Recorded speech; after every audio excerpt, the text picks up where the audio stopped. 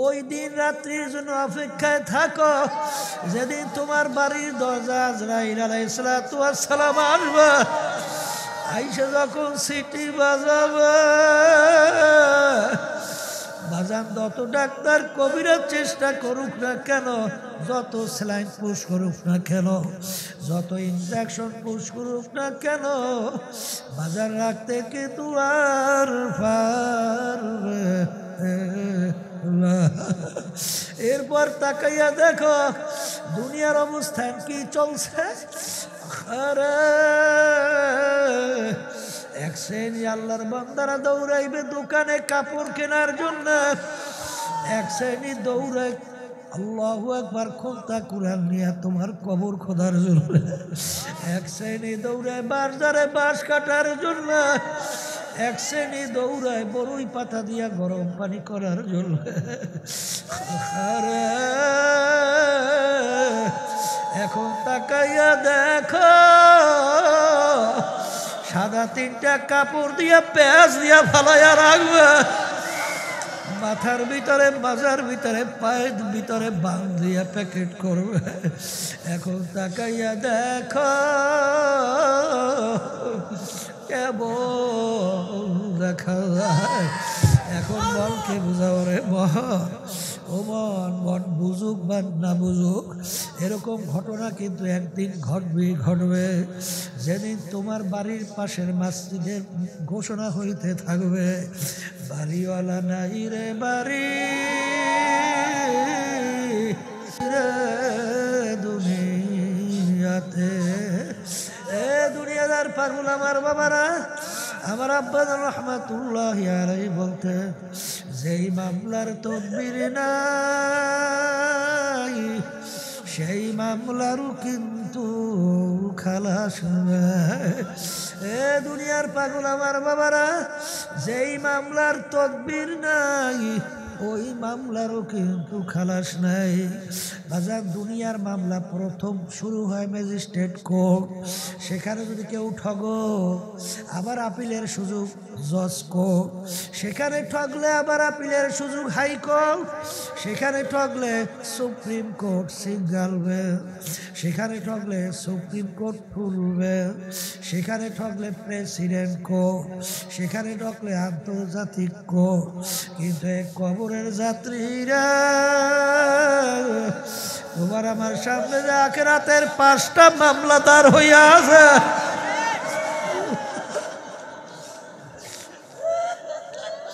মৌতের মামলা, কবরের মামলা, কিয়ামতের ময়দানের মামলা, মিজান পুলসিরাতের মামলা। এই মামলায় যদি খোদা না কাছতে একবার কেউ ঠইগা বস আর দ্বিতীয়বার দুনিয়াতে এসে আপিল কইরা জিতবার কিন্তু আর আশা নাই। এই জন্য বাজানদেরকে বলবো, সাহাবায়ে কেরামদের ইতিহাস পড়িয়া দেখো, আল্লাহর ওলিদের ইতিহাস পড়িয়া দেখো বাজান। সাহাবায়ে কেরামরা আল্লাহর ভয়, জাহান্নামের ভয়, কাঁদতে কাঁদতে ওমর ফারুক রাদিয়াল্লাহু তাআলা আনহু গাল মোবারকের ভিতরে 2টা কালো দাগ পড়ে গেছিল। লোকেরা বলে আমির ঔষধ লাগান, ভালো দেখা যায় না। আমির বলে আমার সাথীরা, মালিক যখন জিজ্ঞাসা করবে ওমর কি আমল আমার কাছে নিয়ে আসছো, বলবো মালিক তোমার ভয়, জাহান্নামের ভয়। কাঁদতে কাঁদতে গালের ভিতরে দাগ পড়াই নিয়ে আসছি। বাজান ওসমান গনি রাদিয়াল্লাহু তাআলা আনহু বাজান এই বাংলাদেশের মধ্যে প্রায় 350 দেশের রাজত্ব করছিলেন। ইতিহাস পড়লে দেখবেন অনেক সময় কবর দেখলে এমনভাবে অজরে কান্না শুরু করতো, কাঁদতে কাঁদতে দাঁড়ানো অবস্থায় ঠাস করে বইসা পড়তো। লোকেরা বলে আমির এরকম কবর দেখলে আপনি কেন অস্থির হইয়া যান? ও আমার সাথীরা, আখিরাতের যাই কয়টা ঘাটি, তারপর প্রথম নম্বর ঘাঁটি হইল কবর। এই কবরে যার সঙ্গে ভালো ব্যবহার হবে, সামনের ঘাঁটিতেও ভালো ব্যবহারের আশা করা যায়। এই জন্য আমি কবর দেখলে সহ্য করতে পারি না। যেই মামলার তদবির নাই, ওই মামলারও কিন্তু খালাস নাই। এ দুনিয়াদার পাগল আমার বাবারা, দুনিয়া কিন্তু আরামের জায়গা না। কেউ কোনোদিন পায় না, কেউ কোনোদিন পাবে না। এখন দেখো কত ঠান্ডা, কত কষ্ট, আবার গরমের দিন অনেক সময় কত গরম। বাজান দেখবে ছেলে কথা শোনে না, মেয়ে কথা মানে না, স্ত্রী কথা শোনে না, স্বামী কথা মানে না, শত্রু মিত্রর অভাব নাই, রোগ ব্যাধির শেষ নাই। বাজার বলতে বলতে একদিন বাড়ির দরজায় ঘোষণা হবে, বাড়িওয়ালা নাই রে বাড়ি, নাই রে দুনিয়াতে। এই জন্য আমার বাজানদেরকে বলবো, পর্দারে মা বোনদেরকে বলবো, আল্লাহ রাসূল সাল্লাল্লাহু আলাইহি ওয়াসাল্লাম তার অল্প বয়সে দাড়ি মুবারক পাইখা গেল, পিঠ মুবারক গুজা হয়ে গেল। সাহাবায়ে কেরাম বলে, আল্লাহর রাসূল এত অল্প বয়সে আপনার দাড়ি মুবারক কেন পাকলো, আপনার পিঠ মুবারক কেন গুজো হইল? আল্লাহ রাসূল বলেন, ও আমার সাহাবারা, রব্বুল আলামিন কোরআনুল কারীমের মধ্যে নাফরমান যারা আল্লাহর হুকুম অনুযায়ী চলে না, যারা আমার দেখানোর নির্দেশিকা পথ অনুযায়ী চলে না, তাদের ব্যাপারে যে আযাব ও গজব জাহান্নামের ঘোষণা দিছে, ওই আযাব আমার উম্মত কিভাবে সহ্য করবে?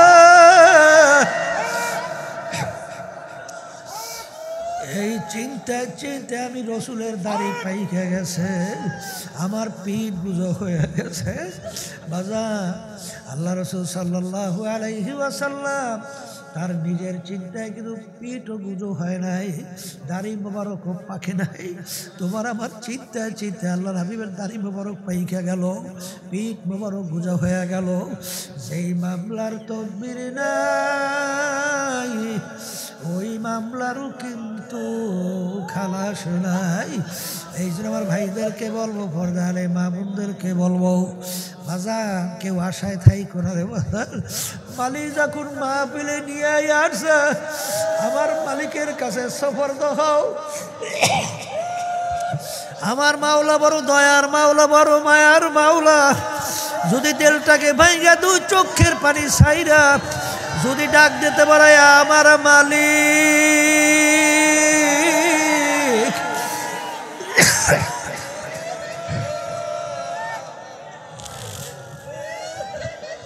নাফরমান তোমার দরবারে হাজির।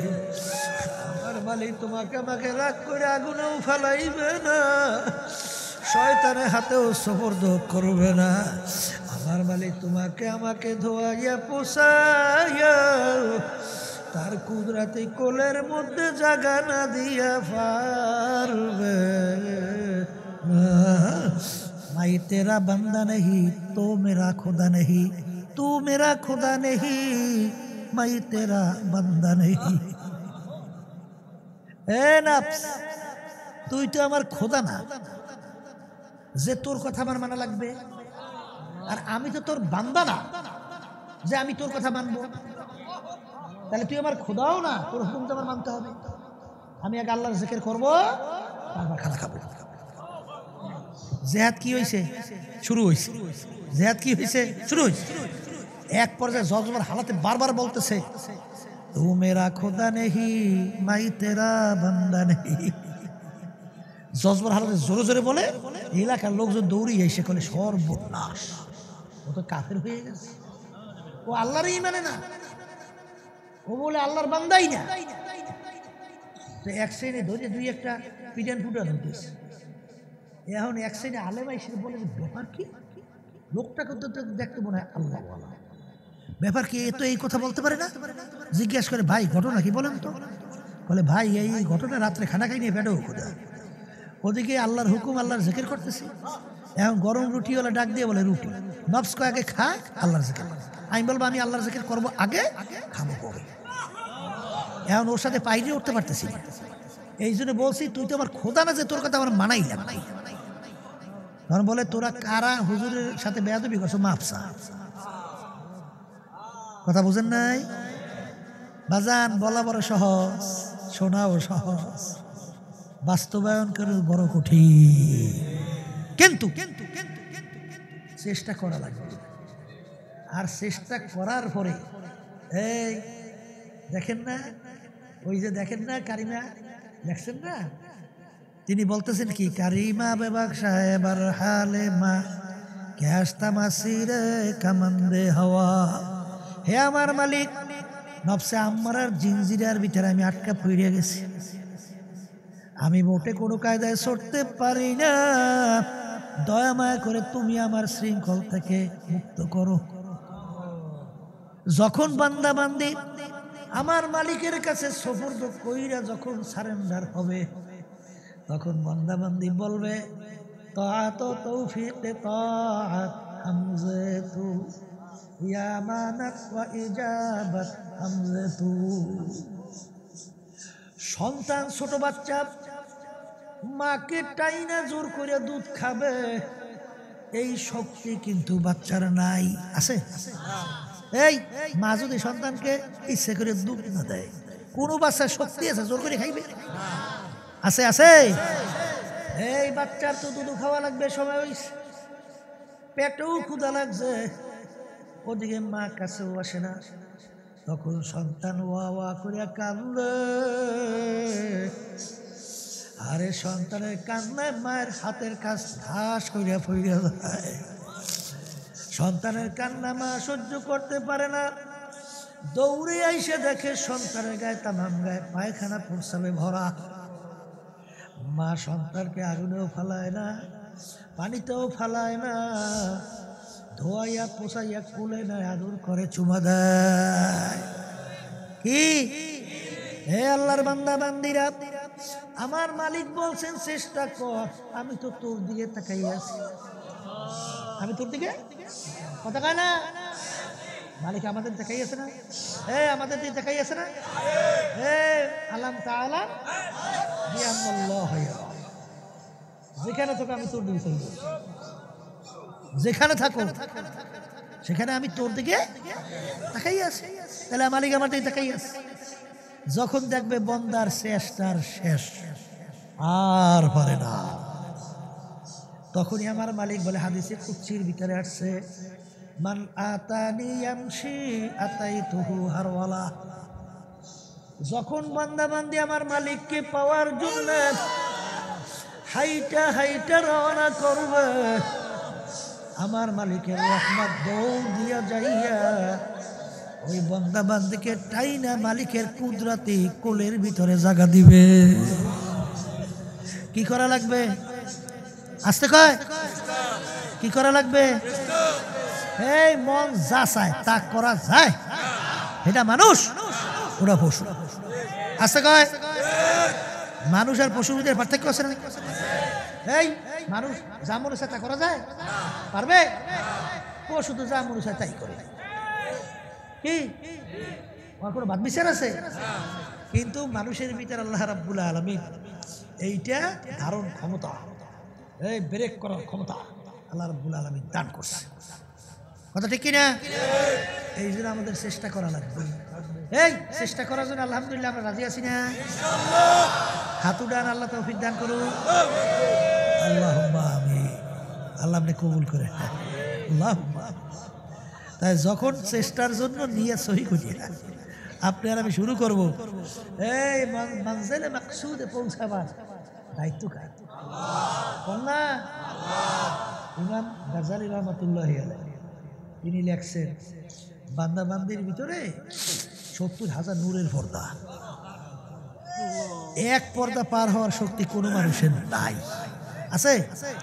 কিন্তু আল্লাহ রাব্বুল আলামিন যার উপরে দয়া মায়া রহমতের নজর আসে, মুহূর্তের ভিতরে ৭০,০০০ নূরের পর্দা পার হইয়া আল্লাহ রাব্বুল আলামিন বান্দা বান্দির সঙ্গে সাক্ষাৎ দান করে।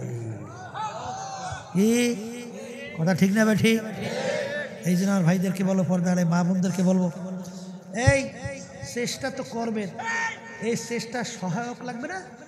এই সহায়ক হিসেবে এই তরিকার ঔষধ নেয়া, এই যে আল্লাহর ওলিরা দেয় না বিভিন্ন সবক, দেয় না এই বিভিন্ন হক্কানি তরিকার বিভিন্ন পদ্ধতির আছে না, ঔষধ আছে না? এই প্যারাসিটামল বিভিন্ন কোম্পানি বানায় না? এই উদ্দেশ্য কি? প্যারাসিটামলের যে এই ক্রিয়া, ওই ক্রিয়াটা হওয়া, ঠিক কিনা? এখানে অনেক হক্কানি ওলামায়ে কেরাম, হক্কানি তরিকা আছে না নাই? আছে। আমরা হক্কানি আলেমদের কাছে যাব, এই ডাক্তারদের কাছে প্রিসক্রিপশনের জন্য।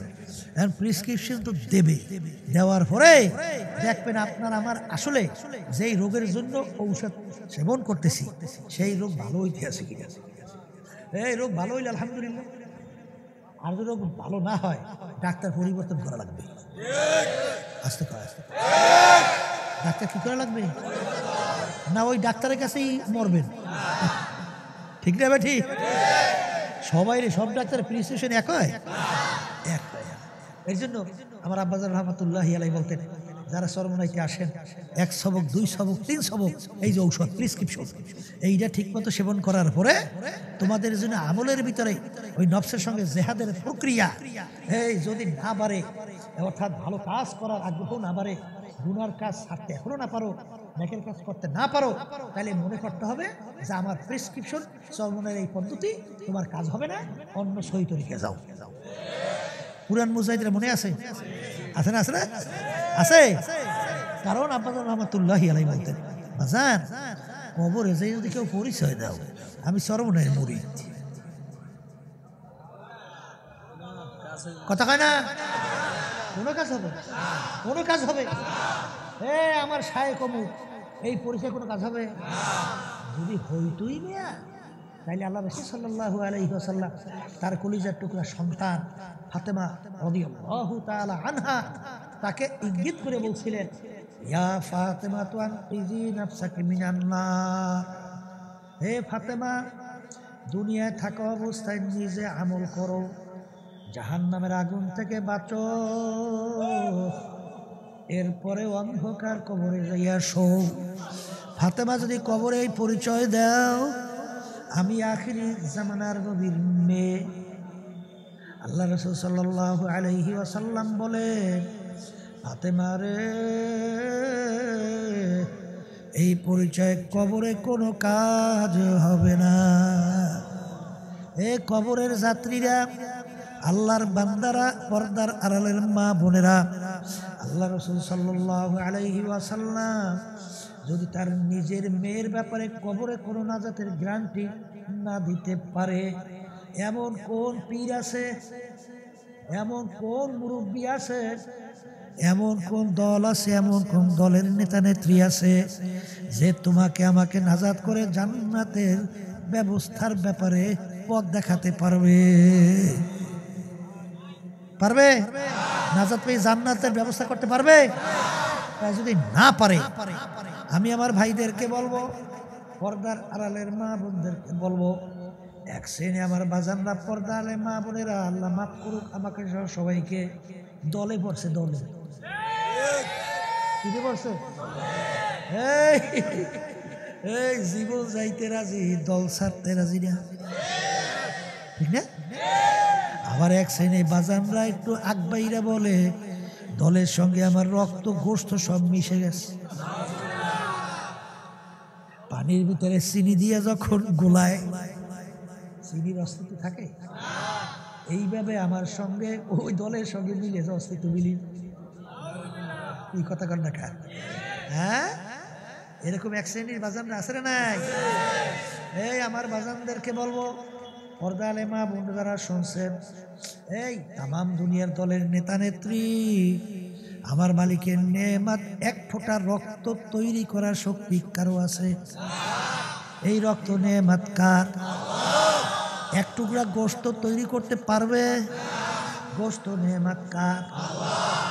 এ দুনিয়াদার পাগল আমার বাবারা, আমার মালিক বলেন, ইন্নাল ইনসানা লিরাব্বিহি লাকানুদ, মানুষ বড় নেমো খারাপ, মানুষ বড়।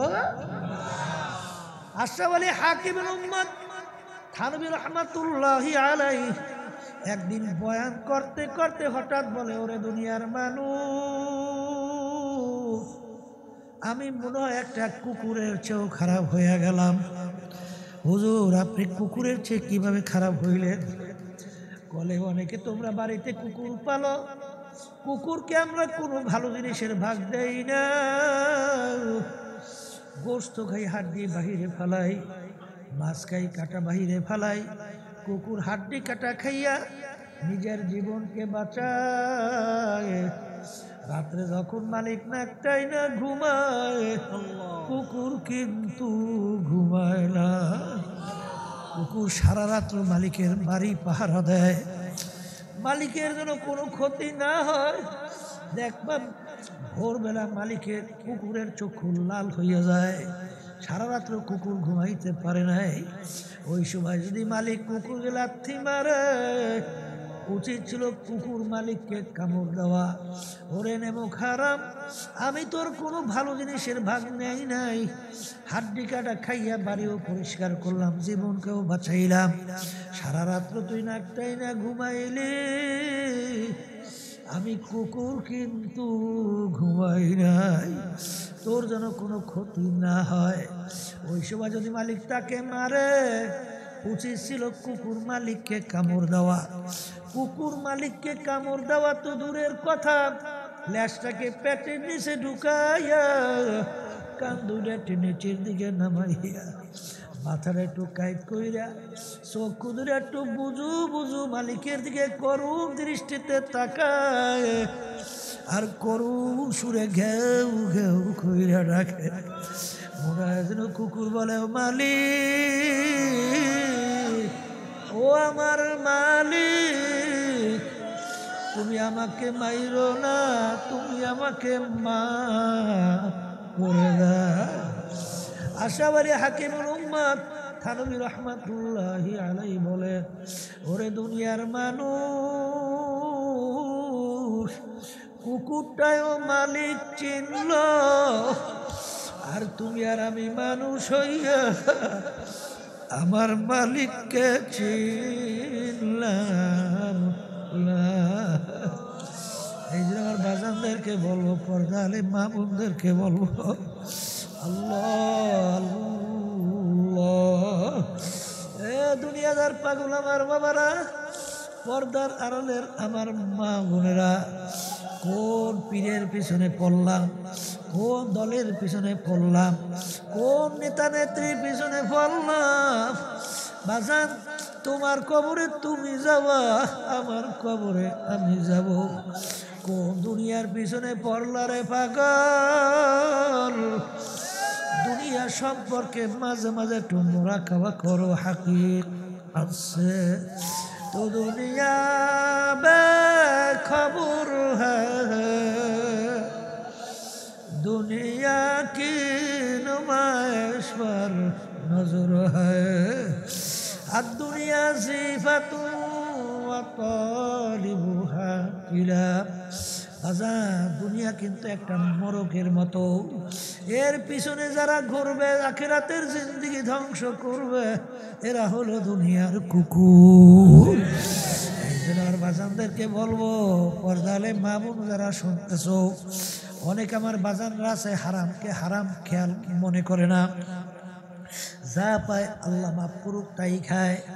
ঘুষকে ঘুষ মনে করে না, সুদকে সুদ মনে করে না, পরের মাল ঠগাইয়া নিজের সম্পদ জমি বাড়াইতে চিন্তাও করে না। বাজার টেন্ডারবাজি, চাঁদাবাজি, জুলুম কইরা সম্পদের পর সম্পদ। এ দুনিয়ার পাগল, এই সম্পদ কার জন্য রাইখা যাও? মাঝে মাঝে নিরিবিলি একটু চক্ষু বন্ধ করো, মুরাকাবা করো, যাদের জন্য রাইখা যাও এরা যদি দিনদার আল্লাহ ওয়ালা না হয়, তুমি যখন দুনিয়ার থেকে বিদায় নিয়ে কবরে থাকবা, ওরা তো একদিন তোমার কবরের পাশে যাইয়া দুই হাত মালিকের দরবারে তুইলা, দুই চোখের পানি ছাইরা মালিকের দরবারে তো ডাক দিবে না, রে মালিক রব্বির হামহুমা কামা রব্বায়ানি সগীরা। এও বুঝি তোর কপালে জমবে না। বরঞ্চ বাজান ওরা তোমার সম্পদের রেখে যাওয়া মারামারি কাটাকাটি করবে।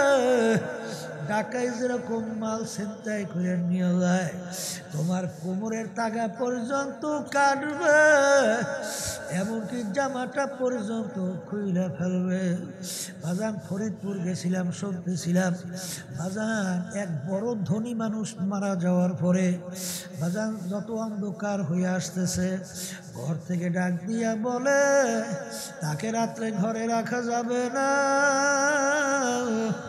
ছোট ছোট বাচ্চারা মরার লাশ দেখলে ভয় পাই।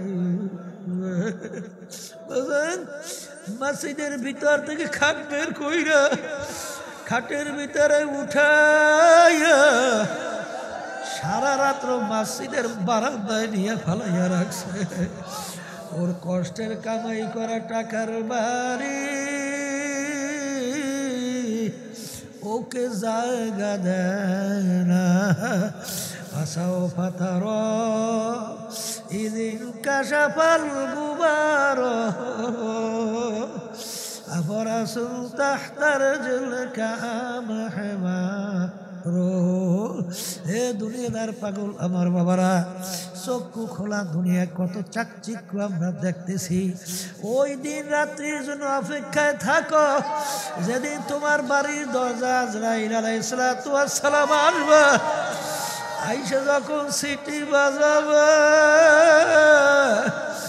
বাজান যত ডাক্তার কবিরা চেষ্টা করুক না কেন, যত স্যালাইন পুশ করুক না কেন, যত ইনজেকশন পুশ করুক না কেন, বাজার রাখতে কিন্তু আর পারবে না।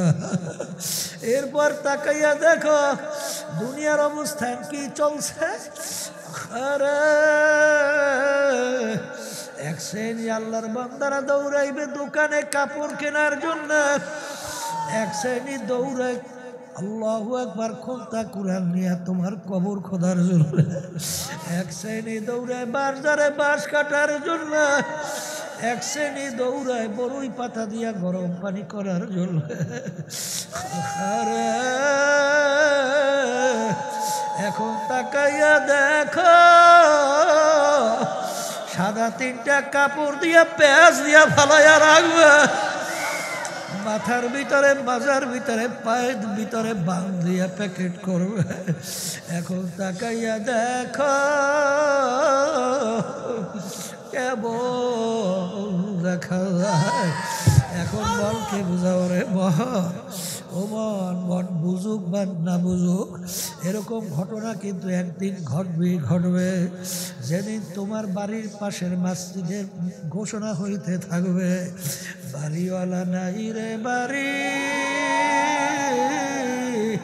রে দুনিয়াতে।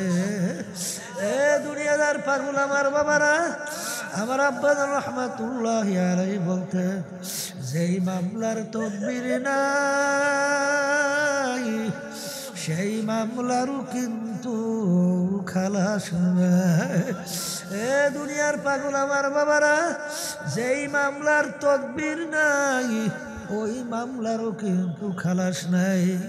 বাজার দুনিয়ার মামলা প্রথম শুরু হয় ম্যাজিস্ট্রেট কোর্ট, সেখানে যদি কেউ ঠগো আবার আপিলের সুযোগ জজ কোর্ট, সেখানে ঠগলে আবার আপিলের সুযোগ হাইকোর্ট, সেখানে ঠগলে সুপ্রিম কোর্ট সিঙ্গেল বেঞ্চ, সেখানে ঠগলে সুপ্রিম কোর্ট ফুল বেঞ্চ, সেখানে ঠগলে প্রেসিডেন্ট কোর্ট, সেখানে ঠগলে আন্তর্জাতিক কোর্ট।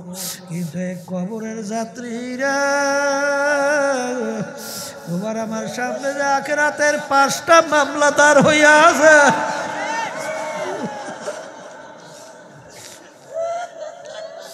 মৌতের মামলা, কবরের মামলা, কিয়ামতের ময়দানের মামলা, মিজান পুলসিরাতের মামলা। এই মামলায় যদি খোদা না কাছতে একবার কেউ ঠইগা বস আর দ্বিতীয়বার দুনিয়াতে এসে আপিল কইরা জিতবার কিন্তু আর আশা নাই। এই জন্য বাজানদেরকে বলবো, সাহাবা কেরামদের ইতিহাস পড়িয়া দেখো, আল্লাহর ওলিদের ইতিহাস পড়িয়া দেখো। বাজান সাহাবা কেরামরা আল্লাহর ভয়, জাহান্নামের ভয়। কাঁদতে কাঁদতে ওমর ফারুক রাদিয়াল্লাহু তাআলা আনহু গাল মোবারকের ভিতরে দুইটা কালো দাগ পড়ে গেছিল। লোকেরা বলে আমির ঔষধ লাগান, ভালো দেখা যায় না। আমির বলে আমার সাথীরা, মালিক যখন জিজ্ঞাসা করবে ওমর কি আমল আমার কাছে নিয়ে আসছো, বলবো মালিক তোমার ভয়, জাহান্নামের ভয়। কাঁদতে কাঁদতে গালের ভিতরে দাগ পড়াই নিয়ে আসছে। বাজান ওসমান গনি রাদিয়াল্লাহু তাআলা আনহু বাজান বাংলাদেশের মধ্যে প্রায় 350 দেশের রাজত্ব করছিলেন। ইতিহাস পড়লে দেখবেন অনেক সময় কবর দেখলে এমনভাবে অজরে কান্না শুরু করত, কাঁদতে কাঁদতে দাঁড়ানো অবস্থায় ঠাস করে বইসা পড়ত। লোকেরা বলে আমির এরকম কবর দেখলে আপনি কেন অস্থির হইয়া যান? ও আমার সাথীরা, আখিরাতের যাই কয়টা ঘাটি, তার প্রথম নম্বর ঘাটি হইল কবর। এই কবরে যার সঙ্গে ভালো ব্যবহার হবে, সামনের ঘাটিতেও ভালো ব্যবহারের আশা করা যায়। এই জন্য আমি কবর দেখলে সহ্য করতে পারি না। যেই মামলার তদবির নাই, ওই মামলারও কিন্তু খালাস নাই। এ দুনিয়াদার পাগল আমার বাবারা, দুনিয়া কিন্তু আরামের জায়গা না। কেউ কোনোদিন পায় না, কেউ কোনোদিন পাবে না। এখন দেখো কত ঠান্ডা, কত কষ্ট, আবার গরমের দিনে অনেক সময় কত গরম। বাজান দেখবে ছেলে কথা শোনে না, মেয়ে কথা মানে না, স্ত্রী কথা শোনে না, স্বামী কথা মানে না, শত্রু মিত্রর অভাব নাই, রোগ ব্যাধির শেষ নাই। বাজার বলতে বলতে একদিন বাড়ির দরজায় ঘোষণা হবে, বাড়িওয়ালা নাই রে বাড়ি, নাই রে দুনিয়াতে। এই জন্য আমার বাজানদেরকে বলবো, পর্দালে মা বোনদেরকে বলবো, আল্লাহ রাসূল সাল্লাল্লাহু আলাইহি ওয়াসাল্লাম তার অল্প বয়সে দাড়ি মুবারক পাইখা গেল, পিঠ মুবারক গুজা হয়ে গেল।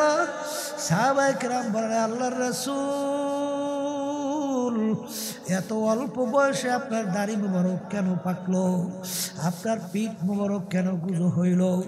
আল্লাহ রাসূল বলেন, আমার সাহাবারা, রব্বুল আলামিন কোরআনুল কারীমের মধ্যে নাফরমান যারা আল্লাহর হুকুম অনুযায়ী চলে না, যারা আমার দেখানোর নির্দেশিকা পথ অনুযায়ী চলে না, তাদের ব্যাপারে যে আযাব ও গজব জাহান্নামের ঘোষণা দিছে, ওই আযাব আমার উম্মত কিভাবে সহ্য করবে? এই চিন্তায় চিন্তায় আমি রসুলের দাড়ি পাইকে গেছে, আমার পিঠ গুজো হয়ে গেছে। বাজার আল্লাহ রসুল সাল্লাল্লাহু আলাইহি ওয়াসাল্লাম তার নিজের চিন্তায় কিন্তু পিঠও গুজো হয় নাই, দাড়ি মোবারকও পাকে নাই। তোমার আমার চিন্তায় চিন্তায় আল্লাহর হাবিবের দাড়ি মোবারক পাইকা গেল, পিঠ মোবারক গুজো হয়ে গেল। যেই মামলার তদবির নাই, ওই মামলারও কিন্তু খালাস নাই। এই জন্য আমার ভাইদেরকে বলবো, পর্দালে মা বোনদেরকে বলবো, বাজার কেউ আশায় থাই করে বাজার, মালিক যখন মাহফিলে নিয়ে আসছে, আমার মালিকের কাছে সফরদ হও। আমার মাওলা বড় দয়ার মাওলা, বড় মায়ার মাওলা। যদি দিলটাকে ভাঙা দুই চোখের পানি ছাইরা যদি ডাক দিতে পারে আমার মালিক,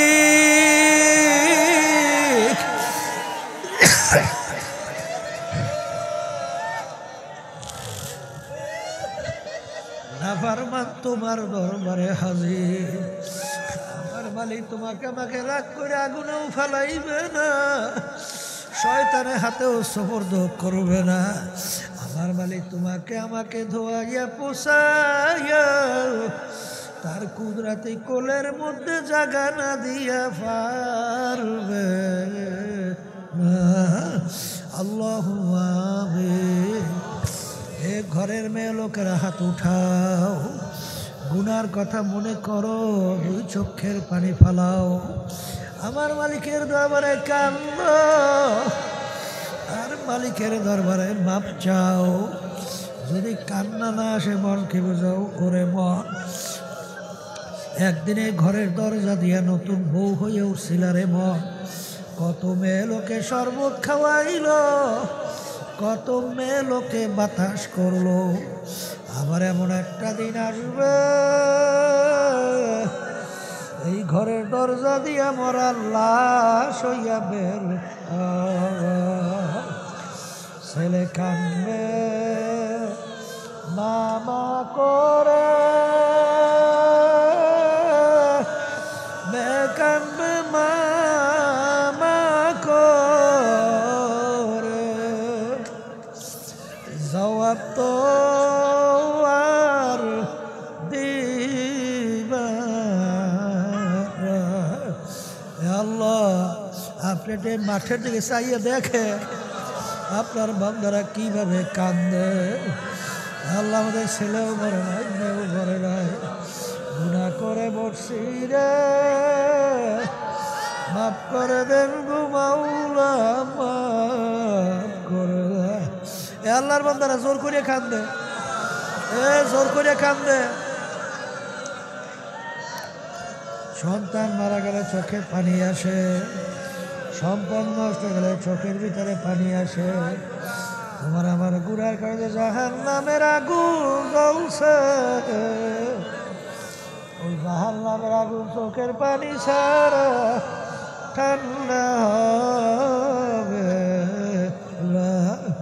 এ আল্লাহ, যাদের উসলে মাহফিল হইল, যারা মাহফিলের জন্য চেষ্টাকারী সাহায্য করলো, আমরা যারা মাহফিলে উপস্থিত হয়ে গেলাম, আমাদের সবার উপরে খাস মেহেরবানি নাযিল করেন আল্লাহ। আল্লাহ, আমাদের আম্মা আব্বা, দাদা দাদু, নানা নানু, আত্মীয় স্বজন যারা ওই অন্ধকার কবরে শুয়ে রয়েছে, সবার কবরকে বেহেশতের বাগান বানায় দেয়। আল্লাহ, আমার যত মুজাহিদ ভাইরা, মামুনেরা, দিনদারেরা ওই অন্ধকার কবরে শুয়ে আছে, সবাই কবরকে বেহেশতের বাগান বানায়। আল্লাহ, সব আপনাদের সুপুর্দ করে দেয়, আমাকে কবুল করে নেয়। সুবহান রাব্বিকা রাব্বিল ইজ্জাতি আম্মা ইয়াসিফুন ওয়া সালামুন আলাল মুরসালিন ওয়ালহামদুলিল্লাহি রাব্বিল আলামিন।